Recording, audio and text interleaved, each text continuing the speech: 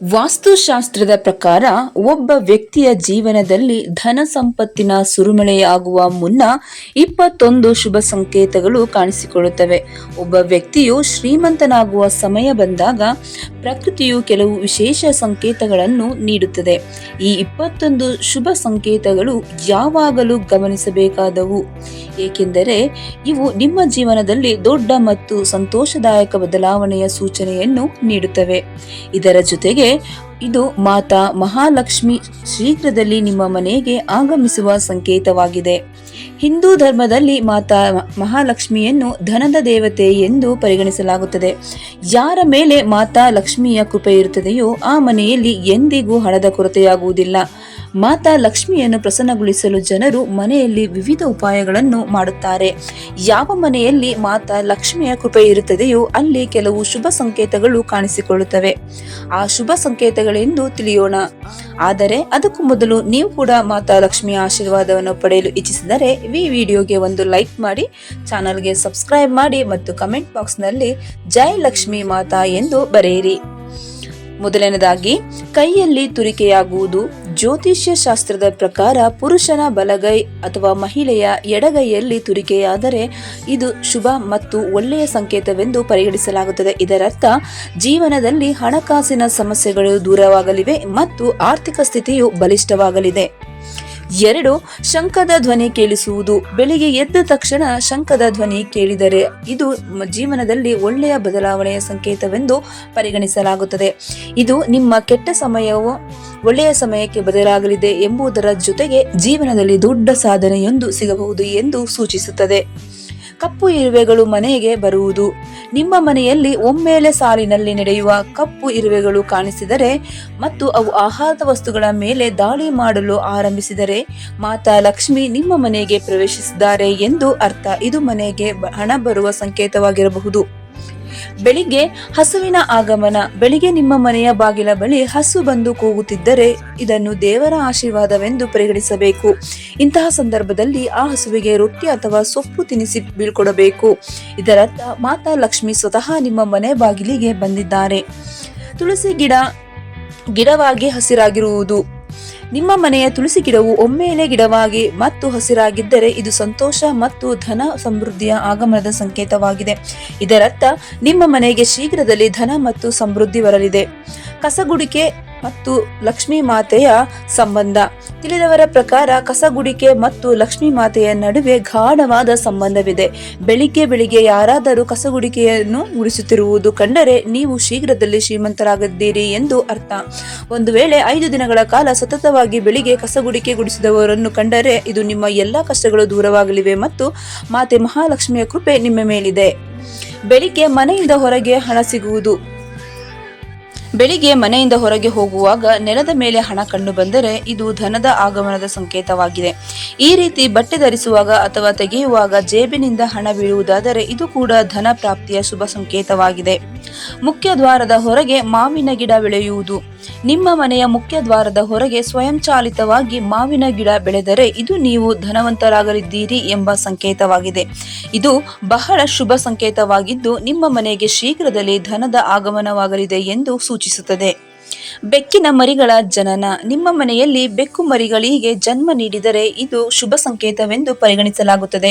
ಅದೇ ರೀತಿ ಮೇಲ್ಛಾವಣಿಯ ಮೇಲೆ ಯಾವುದೇ ಮೌಲ್ಯಯುಕ್ತ ವಸ್ತು ಬೀಳುವುದಾದರೆ ಅದನ್ನು ಕೂಡ ಒಳ್ಳೆಯ ಸಂಕೇತವೆಂದು ಪರಿಗಣಿಸಲಾಗುತ್ತದೆ.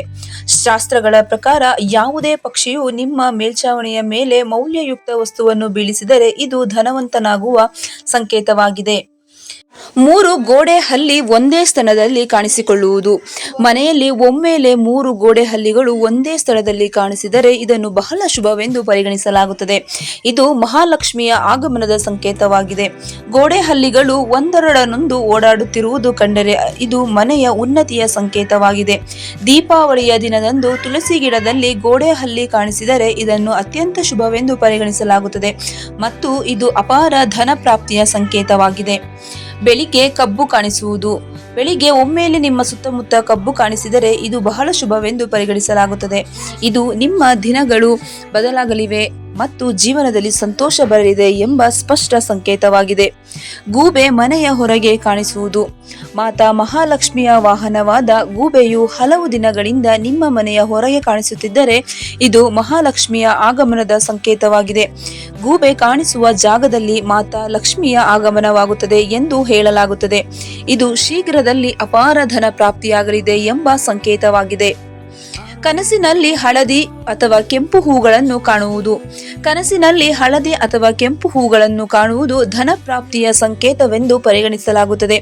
ಇದರ ಜೊತೆಗೆ ಕನಸಿನಲ್ಲಿ ದೇವಸ್ಥಾನವನ್ನು ಕಾಣುವುದು ಕೂಡ ಬಹಳ ಶುಭವೆಂದು ಪರಿಗಣಿಸಲಾಗುತ್ತದೆ. ಇದು ಧನ ಪ್ರಾಪ್ತಿಯ ಜೊತೆಗೆ ಆಧ್ಯಾತ್ಮಿಕ ಉನ್ನತಿಯ ಸಂಕೇತವಾಗಿದೆ. ಕನಸಿನಲ್ಲಿ ಕೆಂಪು ಸೀರೆ ಧರಿಸಿದ ಮಹಿಳೆ ಕಾಣಿಸಿದರೆ ಇದನ್ನು ಮಹಾಲಕ್ಷ್ಮಿಯ ಸಂಕೇತವೆಂದು ಪರಿಗಣಿಸಲಾಗುತ್ತದೆ. ಕನಸಿನಲ್ಲಿ ಎತ್ತರಕ್ಕೆ ಏರುವುದು ಕೂಡ ಯಶಸ್ಸು ಮತ್ತು ಉನ್ನತಿಯ ಪ್ರತೀಕವಾಗಿದೆ. ನಾಯಿಯು ರೊಟ್ಟಿಯನ್ನು ತಂದಿರುವುದು ಕಾಣಿಸುವುದು.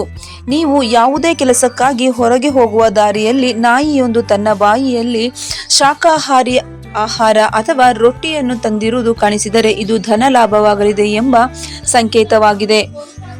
ಬ್ರಹ್ಮ ಮುಹೂರ್ತದಲ್ಲಿ ನಿದ್ದೆಯಿಂದ ಎಚ್ಚರಾಗುವುದು. ಮಾತಾ ಮಹಾಲಕ್ಷ್ಮಿಯ ಕೃಪೆ ನಿಮ್ಮ ಮೇಲಾದಾಗ ಬ್ರಹ್ಮ ಮುಹೂರ್ತದಲ್ಲಿ ಅಂದರೆ ಬೆಳಿಗ್ಗೆ 3 ರಿಂದ 5 ನಿಮ್ಮ ನಿದ್ದೆಯು ಎಚ್ಚರವಾಗುತ್ತದೆ. ಇದರಿಂದ ನಿಮ್ಮ ದಿನಚರಿಯು ಸುಧಾರಿಸುತ್ತದೆ ಮತ್ತು ಕ್ರಮೇಣ ಎಲ್ಲ ಕಷ್ಟಗಳು ದೂರವಾಗುತ್ತವೆ. ಶಾಸ್ತ್ರಗಳ ಪ್ರಕಾರ ನಿಮ್ಮ ನಿದ್ದೆಯು ಬ್ರಹ್ಮ ಮುಹೂರ್ತದಲ್ಲಿ ಎಚ್ಚರವಾದರೆ ಇದು ನಿಮ್ಮ ಜೀವನದಲ್ಲಿ ದುಃಖದ ಮೋಡಗಳು ತೊಲಗಲಿವೆ ಮತ್ತು ಮಾತಾ ಮಹಾಲಕ್ಷ್ಮಿಯ ಕೃಪೆ ನಿಮ್ಮ ಕುಟುಂಬದ ಮೇಲಾಗಲಿದೆ ಎಂಬ ಸಂಕೇತವಾಗಿದೆ. ಕನಸಿನಲ್ಲಿ ಗಿಳಿಯನ್ನು ಕಾಣುವುದು. ಕನಸಿನಲ್ಲಿ ಗಿಳಿಯು ಕಾಣಿಸಿದರೆ ಇದನ್ನು ಬಹಳ ಶುಭ ಸಂಕೇತವೆಂದು ಪರಿಗಣಿಸಲಾಗುತ್ತದೆ. ಇದರರ್ಥ ನಿಮ್ಮ ಆರ್ಥಿಕ ಸಮಸ್ಯೆಗಳು ಶೀಘ್ರದಲ್ಲಿ ಕೊನೆಗೊಳ್ಳಲಿವೆ. ಮಾತಾ ಮಹಾಲಕ್ಷ್ಮಿಯ ಕೃಪೆ ನಿಮ್ಮ ಮೇಲಾಗಲಿದೆ ಮತ್ತು ಧನ ಪ್ರಾಪ್ತಿಯ ಯೋಗವಿರುತ್ತದೆ. ಕನಸಿನಲ್ಲಿ ಶುಭ ಚಿಹ್ನೆಗಳನ್ನು ಕಾಣುವುದು.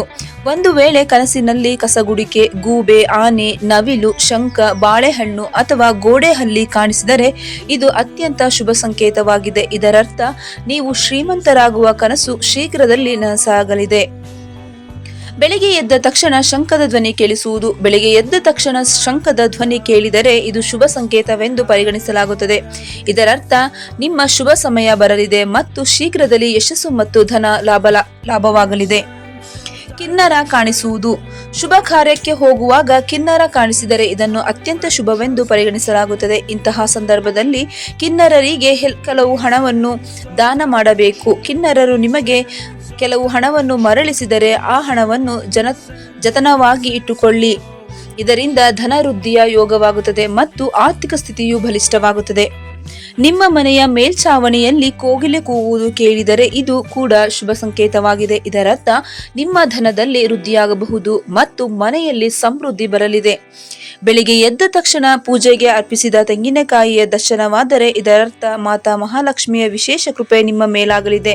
ಇದು ಅತ್ಯಂತ ಶುಭ ಸಂಕೇತವಾಗಿದ್ದು ನಿಮ್ಮ ಜೀವನದಲ್ಲಿ ಸುಖ, ಸಮೃದ್ಧಿ ಮತ್ತು ಆರ್ಥಿಕ ಪ್ರಗತಿಯ ಯೋಗವಿರುತ್ತದೆ.